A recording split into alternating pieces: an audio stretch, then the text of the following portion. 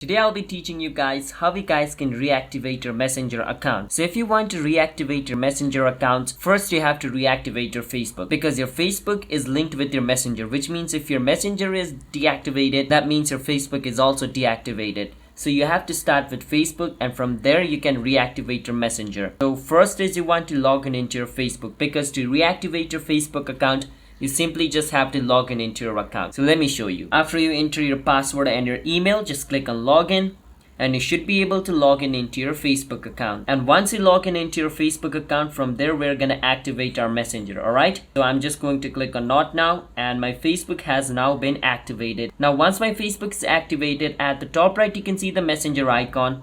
Click on the Messenger icon, and from there it's going to log me in into my Messenger. And once I log in into my Messenger will be activated just like this. That's how you guys can reactivate your Messenger. So if you guys found our video helpful on how to reactivate your Messenger, hit the subscribe to our channel 1 step for future videos just like this. I will see you guys in my next video. Until then, have a nice day everybody. Subscribe to our channel How to Guide as well.